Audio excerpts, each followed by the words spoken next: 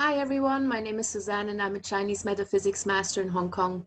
Today I'm going to talk about Yin House Feng Shui. That's a big topic and I try to condense it in a few minutes here and explain what this is all about.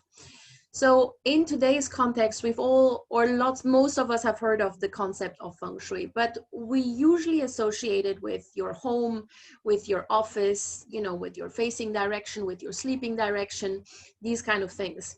And while that is all true, the actual origin of Feng Shui lies in Yin House Feng Shui, which is another term for graveyard Feng Shui or burial Feng Shui. Now, Yin House Feng Shui was practiced way back when Chinese metaphysics and Feng Shui was being developed. And it was used mostly by the emperors and by very high officials in the old times, during the emperor's times.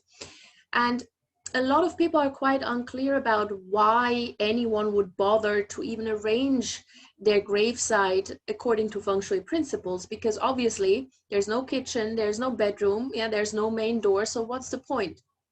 So this all goes back to the concept of lineage. So an emperor would want to ensure that his dynasty, his name survives. And so what would be done usually is that the gravesite would be selected in such a way that it would benefit the emperor's descendants. So all the landforms, be that mountain or water, were aligned in such a way that they were specifically benefiting one or maybe two descendants, but usually it would be one main heir to the throne back in those days, or even nowadays where this is still practiced, where we usually align the grave towards being beneficial to either the eldest son or the child that needs most help.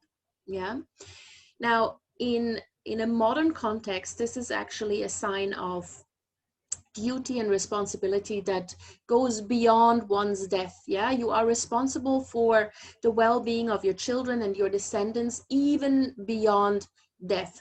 So this is the ultimate gift that you can give to your family, to your descendants, to your sons and daughters. So it's definitely still practiced today. And when you compare the Yin House Feng Shui to Yang House Feng Shui, which is offices and residences for the living, Yin House Feng Shui is much more powerful, because once the gravesite, once the burial plot is aligned, the person buried here is not going to move anywhere. It's just going to be there, and therefore can make real use of all the landforms that are present and can channel this type of energy towards their descendants. Whereas with Yang House Feng Shui, it's rather short term. We live in a place for 2-3 years, then we move. We have to rearrange the feng shui of our living quarters.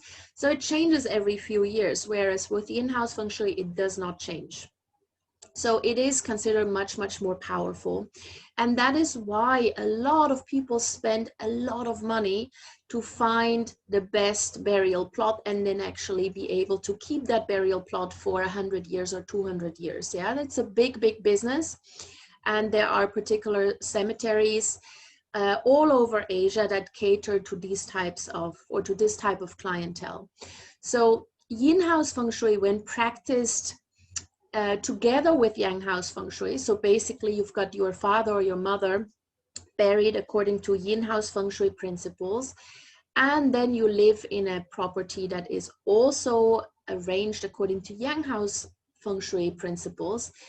This is extremely powerful. If both of them are in sync, then your feng shui, or your ability to make use of the energies that surround you, is ultimately much higher than anyone else's.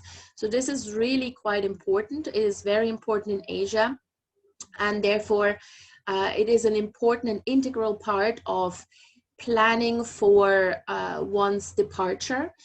To make sure that you're actually buried in a particular place. And the funeral itself is, of course, planned with date selection. There will also be a feng shui master, because it has to be ensured that the person is buried lying in the correct direction. So we usually measure the feet, the direction of the feet, Whereas when it comes to Yang House Feng Shui, the sleeping direction is always measured for the head, not for the feet. So the facing direction of the feet is always used for diseased people. It's also important to then align the tombstone in a particular direction and ensure that everything is done in accordance to date selection that benefits the descendants. Yeah, obviously not so much for the person who has died. That is not that important anymore, but it has to be in accordance with the surviving family members. Yeah, so this is why Yin House Feng Shui is still very, very important. And this is the big difference between those two types of Feng Shui. However, as I said, if you can practice both of them together, this would be much, much better. All right, so if you have any further question, if you need Yin House Feng Shui, you can always contact me. My contact information is in the notes below.